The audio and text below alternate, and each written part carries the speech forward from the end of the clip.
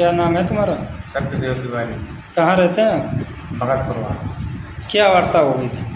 वार्तालाप ये हो गई कि मेरे घर पे जो है मेरा मौसी का बहन का लड़का जो आता था वह रिश्ते में भांजा लगता है। वो मेरे घर पे आता जाता रहता था। वो मेरे बोला कि तुम गाड़ी चला रहे दिल्ली में, यहाँ पे कोई धंधा कर लो।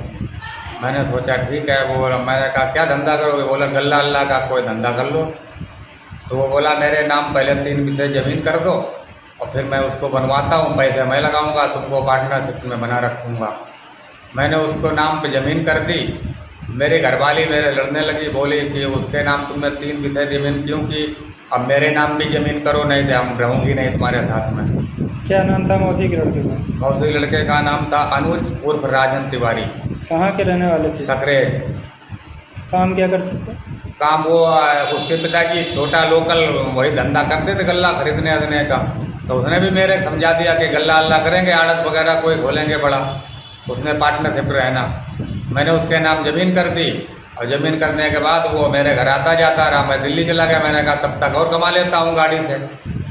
तो जब तक वो आता जाता रहा, मेरे घरवाली ने जो है ज़मीन मेरे पे हड़काने लगी कि उसके नाम में ज़मीन कर दी, पैसे भी नहीं लिए, वो ये है वो है, और अगर नहीं करोगे तो फिर ज़मीन जो है मेरे नाम में करो, नहीं हम रहेंगे नहीं। फिर तो आपने क्या किया? हाँ, फिर क्या किया तुमने? फिर साहब मैं डरने लगा। मैंने कहा ये बच्चे छोटे छोटे, ये कह रही मैं रहूँगी नहीं। और मेरे को उसके बारे में पता चल चुका था कि ये गलत सिस्टम में हो रही है। तो मैं दबाव में आके उसके नाम भी ज़मीन कर दी। फिर क्या हुआ? मेरे साथ फिर क्या, मैंने इधर जब दिल्ली थे वहाँ से मेरे एक बहाना किया तो वहाँ से आ जाओ, मेरी तबीयत ख़राब है। अब जब मैं घर पे आया तो दोनों बच्चे मेरे यही घर पे मिले, वो गायब हो गई। अब आप क्या चाहते हैं?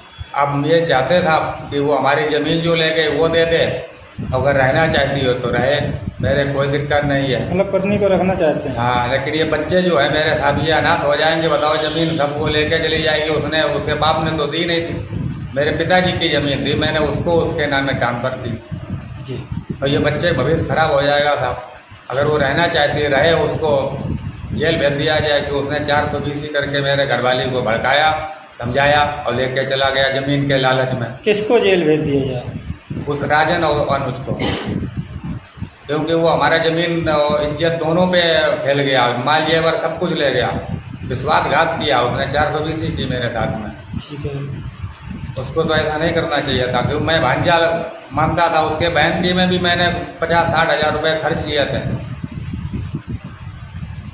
अच्छा, इससे पूर्व में कोई कार्रवाई की है आप? कार्रवाई साहब दौड़ते रहे तो कार्रवाई जो है कोई सुनवाई नहीं हुई। कहाँ कार्रवाई की है? थाना कानून शिवराजपुर। अपने थाने में? अपने थाने में भी मैंने की तो वो बोला कि वो थाना वहाँ से मैटर है शिवराजपुर से। फिर वहाँ पर भी गए, योगी साहब के बाद भी कार्रवाई करने गए, क्या कागज आकर लेके, वो तो मिले नहीं। लेकिन उनके जो पीए वगैरह होते उनको हम दे के आए थे। ये घटना किस सन की है? ये घटना है सन 2020। और ज़मीन मैंने जैसे लिखी है तैसे 1 महीने बाद दाखिल करा के वो लड़का ले जाता रहा ज़मीन के चक्कर में। अब आप मुख्यमंत्री जी से क्या कहना चाहेंगे? हाँ जी, अब आप मुख्यमंत्री जी से क्या निवेदन करना चाहेंगे? मुख्यमंत्री जी से यही निवेदन है कि अगर वो ना आना चाहे तो ना आए, लेकिन जो भी ज़मीन जो है मेरे बाप की जो है तो मेरे बच्चों को मिलना चाहिए। उसके भी तो बच्चे ही हैं ये।